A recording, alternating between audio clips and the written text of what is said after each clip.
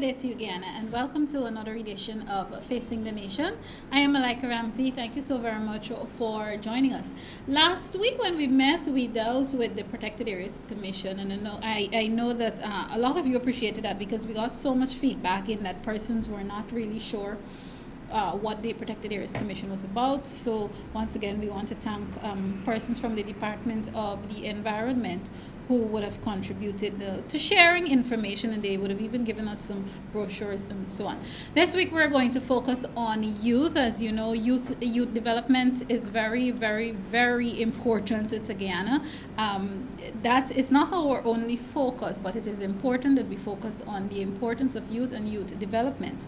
And to discuss that with me, this is someone who is not at all a stranger to Guyana. He is Mr. Allister Collins. Allister is the Executive Officer of the PYARG.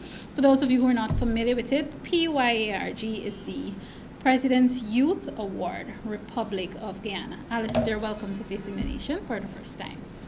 Thank you.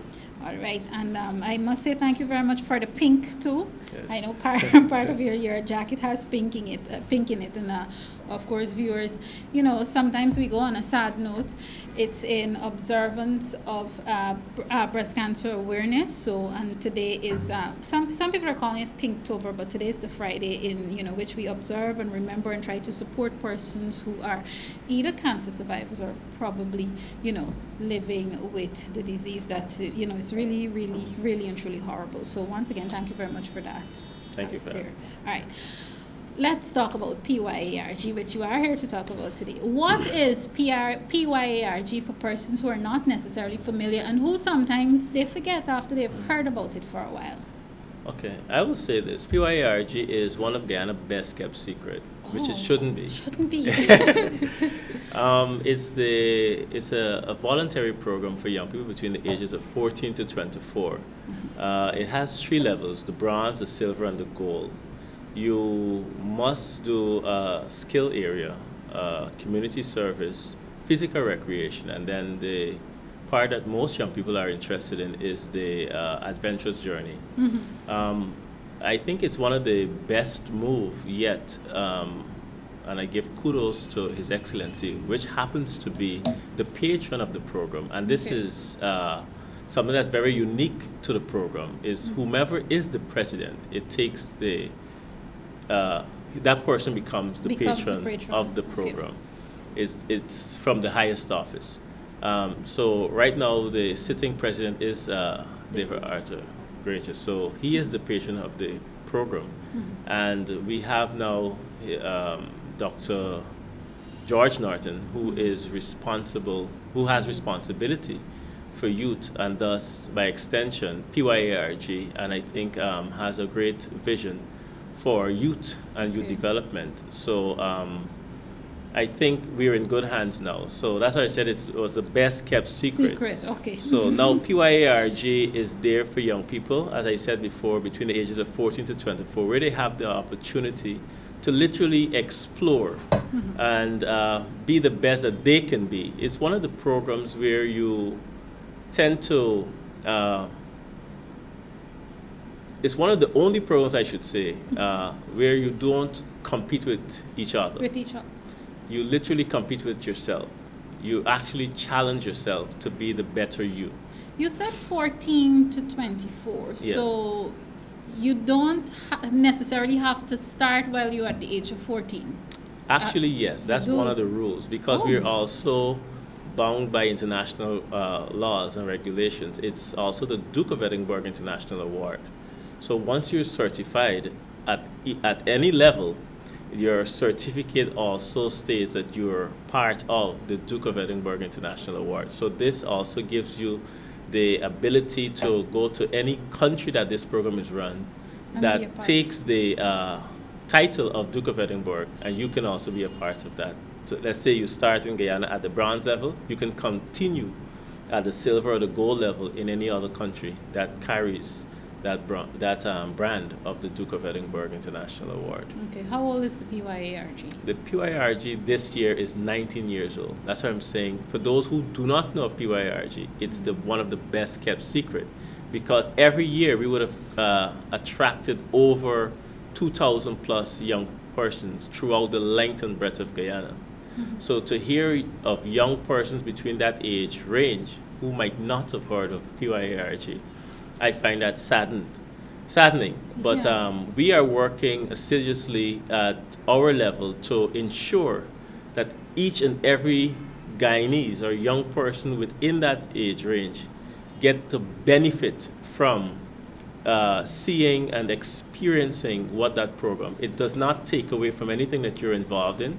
It's non-formal. It means that it complements your lifestyle, whatever it is that you're involved in. If you're in, for example, Red Cross, you can do PYARG. If you're in the Rotaract Club, Lions Club, you can do PYARG. It's a program.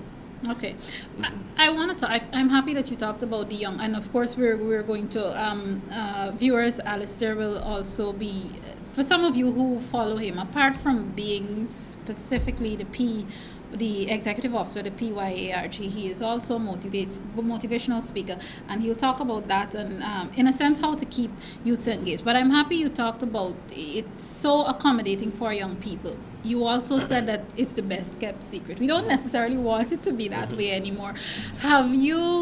Is there a process or a procedure whereby you take the PYARG into the school system? Definitely. Prior to us now being under the Ministry of Social Cohesion, we were formerly under Ministry of Education. So that's you're completely out of education now, but we still have that working relationship. And though funded by the government, it's not really influenced by politicians. Understood. But it's a program that it is to meet the needs of the young persons and whatever it is that are troubling them at whatever level. So we tailor the programs to not to foster or to push political agenda, but it's to actually help young people to navigate through the maze of adolescence. Okay. So you actually create that safe space that they can learn a skill, that they can do community service in what we want to at least realize one people in this one nation with that common destiny. Okay. So we bring young people from regions 1 to regions 10, and you have them walk at the bronze level. You have to walk 50 miles to earn that bird. At the silver level, right? The bronze is the first. The first level. Okay. At the silver level, it's required for you to go 30 to 35 miles, and at the gold level, it's required of you to do 60 to 65 miles. So, at that camaraderie as young people, you shed all that animosity, all the bigotry. It's because whether or not you're of an East Indian background, African background, Chinese background, Portuguese, you become one, because all of you have to walk those miles. You have to cook for each other. You learn about each other's culture in a different area from whence you came, from your village. For people like me who don't like numbers and figures, you said the 60 miles. Can you just give us an idea, the distance, the actual distance for bronze, silver, if you can, for bronze, silver, and gold? I'll do better than that. Go ahead. Next time we have like a pre-expedition, I'll invite you. I hope not to walk Because it's the not entire just thing. saying that you walk from here to there on the seawalls or so. It's literally exploring the beauty and diversity of the country. So we take them So through there's stops, different terrains, basically. correct. So you observe the various flora and fauna of the land of Guyana. So you have an appreciation. So when you go to Trinidad or you go to the islands or you even go to Niagara Falls, you would have seen kiteshore. So you have an appreciation. So you build that patriotism within our young person. Okay. Would you say the expeditions are actually the heart and the essence of what PYARG does to promote youth integration? I would say it fosters social cohesion. Okay. And coupled with the program as it relates to, because you have to also learn a skill before you get to the expedition. You have to also do physical recreation. So it's not about the smartphones anymore. You have to take time out to actually play sport. You have to also do community service, which teaches the young person about the purpose of selflessness, about community. So before you get to the expedition, there's all these other components that must be a part of you qualifying to go on the expedition. So the expedition is indeed like a higher level where you're a little more mature to handle certain things. I want to talk about if you've seen the fruits of that, but before we get to that, let's talk about some of the organizations. I mean, you did say that you fall under the Ministry of Social Cohesion, but let's talk about some of the other, whether it be ministries, departments, or non-governmental organizations that you work in collaboration with, especially as it relates to the expeditions and so on, because you would have to get support. What is so dynamic and unique about PYARG is that even though we are out of a ministry, we still have that uniqueness to collaborate, because in leadership, you cannot do it alone. So because we have the charge of so many young people from so much varying backgrounds, we take it upon ourselves to forge meaningful governmental and non-governmental partners. For example, we are in partnership with the Guyana Police Force, the Guyana Defense Force. They provide the necessary security and training for the participants. We are also with the Guyana Red Cross. We are in partnership with tremendous other social organizations that give meaningful assistance to the individuals. Like, for example, even the prisons, you take some of the youngsters to give them a first-hand experience of what not to do, or what some of these deviant behaviors you would end up if you continue along this road. Do you find that you get an engaging or more or less interesting response from them? For example, when you take them to places like the Georgetown prison? Sure. The thing is, all of us are not the same.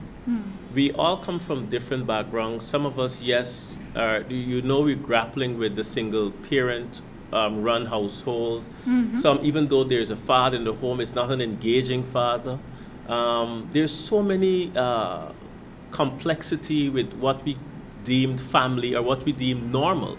So when a young person is given that safe space at PYARG or within a unit or an activity at PYARG, they are free to express oneself.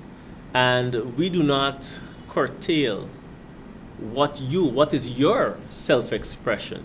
So you can be a student from QC and you can be a school dropout, all under one umbrella, expressing your uniqueness, because you're not all the same. So what might interest that child from Bishop's High School, and might be another child from Camerville Secondary. There's no discrimination there, whether or not you're Hindu, Muslim, whether or not you're from this political background or that political background. It does not affect your interaction or grouping at the organization. This is a place where it's safe, where you can express your views and be actually counseled in whatever it is that you're going through. So even as it relates to having certain counselors and people to actually mentor these young boys and girls in whatever they're going through, we try to have. That's why the schools are one of our hot spots, because you have teachers that are dealing and interacting with these students on a daily basis, might not have the time during their school period. And that's why it's non-formal education, because they have a lot of training programs. Sometimes we're overwhelmed with training programs, but PYARG is non-formal. Even though you might have the skills training, there's still other aspects that deal with the social part of man that we try to focus on, that makes you rounded.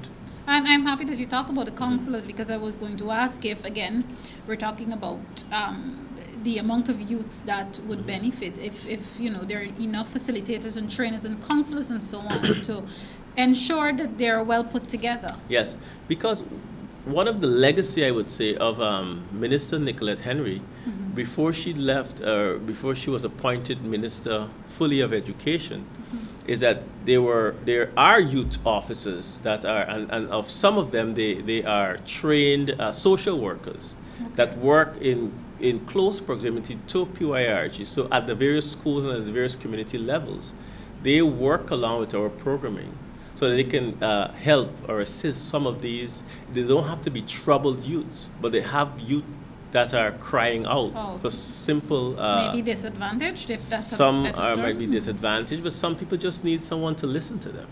And that's something we are so consumed and so busy with our personal life. We don't take the time to recognize. And many times, as the psychiatrists and psychologists would say, there are signs of suicide. There are signs of when a child is troubled. But we are so busy. Because sometimes, for case in point, a student might just leave a particular situation at home. When the mother, the father or stepfather, or depending on the dynamics of the family, that's now becoming normal in our society. Yes. And everyone is lashing out. But that child has to now go to a school system that is not perfect.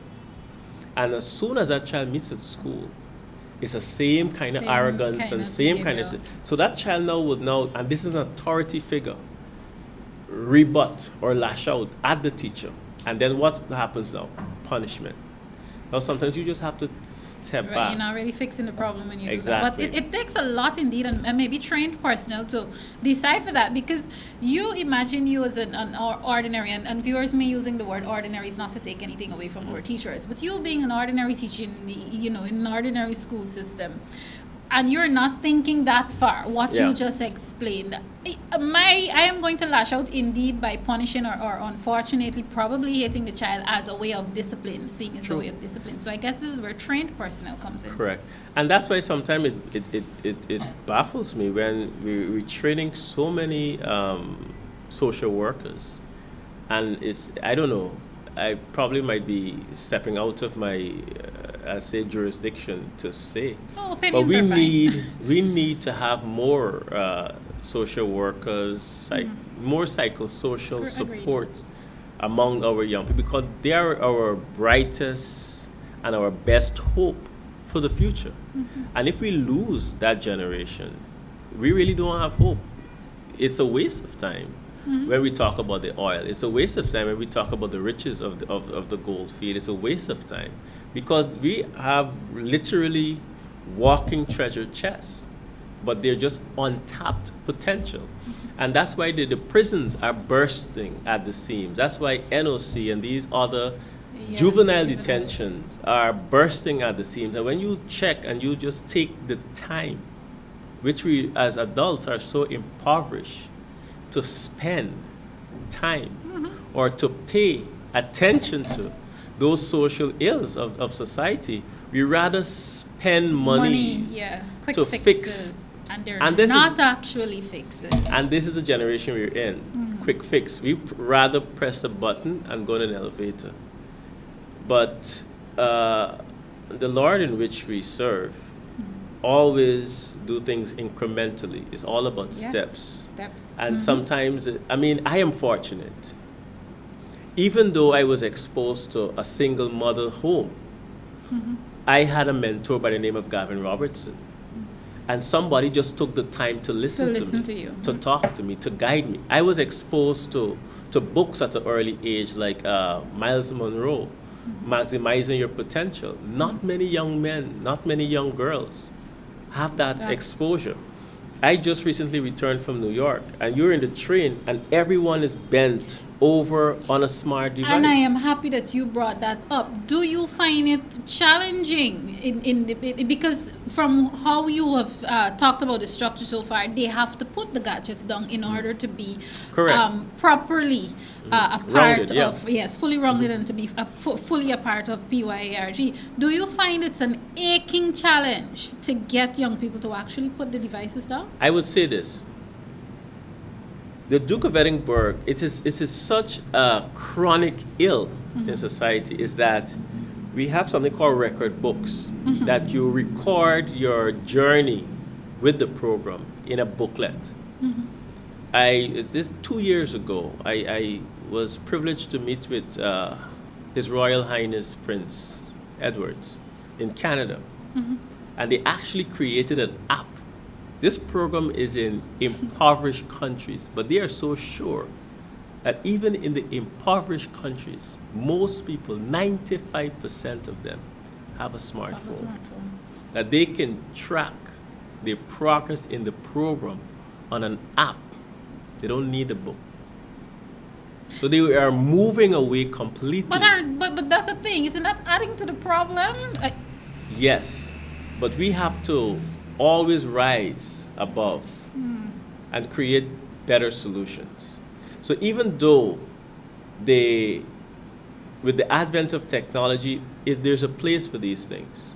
It helps. It makes our life better, but at the same time can also create other problems, because you can be in a family setting. The mother's there, the father's there. Yes, the father's at home, and the children are there. The TV's on, but everyone on their smartphones, on Facebook. Even if I'm going to chat with you, we're not going to make an appointment to meet face to face. It's now Facebook, face chat, and all these. We're going to schedule a time where we're going to face chat. So what we're doing is actually a thing of the past. It's interesting because you're talking and my mind is running. I know of situations whereby the mother or the father would be upstairs and you're downstairs and they want you. Yeah. And instead of the old-fashioned way, our mothers would call. And if she has to call you more than 3 times, you're in trouble. And in some cases, if she got to call you more than 1 time, you better run. But in these cases, now you're downstairs, I'm upstairs, I want you, I text you, and I say, and it indeed. A 7-year-old, and I'm guilty of this. Well, my 7-year-old would complain and say, "Daddy, I'm out of data." Wow. And that is the world in which we live in. You have to now schedule time where play is more important than the gadget, than the games, because those things are educating our children. It's no longer play. It's no longer time spent with family. It's no longer dinner time and conversations. It's awkward for us to go out on dates and have conversations. Yeah, you look in a restaurant, you see 6, 7 persons sitting at a table, and everybody's like this, and you think at this the is restaurant. bad manners. Yeah. But we have accepted it as the norm, which is unfortunate. Norm. So at PYARG, we are going back to what we call basics, because you even teach them to light fires, survival stuff, to appreciate nature. And what better place than Paradise, Guyana? To do that. Untapped virgin forest right here. But we lack what is simply marketing of what we have. Because when you go on what the fuss they make, even our culture, it is so diverse, it is so rich. We are so rich in our diversity. I don't know whether you want to call it the melting pot or a salad, but Guyanese, we are so rich in what we have. Yeah. I don't want to make you me. I don't want you to make me you. Just be yourself. Be yourself, yes. Define who you are and serve that. Don't try to be everybody else. Just try to be you. You will crash eventually. You will definitely crash. So in PY, we try to focus on that person's strength. Let them find it, define it, and serve that. Perfect. So at the end of the day, when I get you, the authentic you. Whether you're from Albystone, whether you're from Tiger Bay, whether you're from Agricola, whether you're from Nandi Park, PYARG is for all youth of Guyana. We come together as one. One people, one nation with one destiny. Indeed. Viewers, if you're now tuning in today, my conversation is with Executive Officer of PYARG, Mr. Allister Collins. For those of you who are probably at home and you're wondering if it's the same person or if it's another person. No, it's not the same person. He has a twin. One is, I thought it necessary to put that out there for people who may be curious. One is Allister, this is Allister, and the other one is Astel. We'll try to get Astel on the program sometime, maybe next year, because we don't want to confuse the two and confuse the viewers, because in my opinion, looking at them, they're almost identical. But of course, today we're talking about PYARG, and of course, still a lot more to come from Allister. Have you been seeing the, for want of a better word, fruits of the PYARG in terms of the young people? This is even after they would have gone past the age and they would have successfully come out as being a member, part of. And that's what's important with branding. Okay. All you have to do is just to say, or have an event where you put something called PYARG. And you'll be surprised to know how many persons were impacted, affected, and even infected with the philosophy and policy of PYARG. The Army loves the leadership that PYARG teaches to the persons that are vying for those professions. The police love the discipline, because at the end of the day, you must have self-discipline. That is one thing we instill in our young people that pass through the program. Okay. Discipline. You must be disciplined. So it doesn't matter where you're from. Discipline is our key focus. The fruits of PYARG is, once you would have passed through that structure and you have to set your routine, as especially on the expedition, because at the age of 14 to 16, 17, to walk 15 miles when you're from Georgetown, at the back of Bartik in that roasting sun and water, and it's raining, and you have to sleep in a tent. Though it's adventurous, sometimes it can be very challenging, but it's about overcoming those challenges. It changes you. And everyone, for lack of a better word, wants to vote for change, wants to do everything that they can do for change, but nobody wants to change. So Yes. at PYARG, that is our motto, is that you have to change. So that's why you're not in competition with anyone else. You're in competition with yourself. Is that you are bettering your best. So if you could have walked a mile in half of an hour, the next mile you'll walk it in 20 minutes. And you try to improve on your time. So it's all about self-discipline, self-leadership. In order for you to lead, and you never, your goal, your mission was never to lead someone else, you know. It's always to lead yourself. It's always to lead your gift. All of us were given something for this generation, the generation that you were born in. You were given a gift. You were given an answer that this generation is asking the question. You have that answer. And we will be very sad that you would enrich the grave and go back and die full instead of dying empty. That's what Christ said. It is finished. Indeed. What is that it? Your gift. That is deep. I've learned something else today. The PYARG of itself, the program of itself, has been given a national award, Medal of Service. Do you feel that has in any way impacted its strength, so to speak, its relevance, so to speak? Now, I'm not saying that it's irrelevant, even before the Medal of Service, but do you believe it has added in terms of quality and significance to the program? I would answer you in this way. Awards, recognition has its place, but it's a dangerous thing to do things for awards, even though the program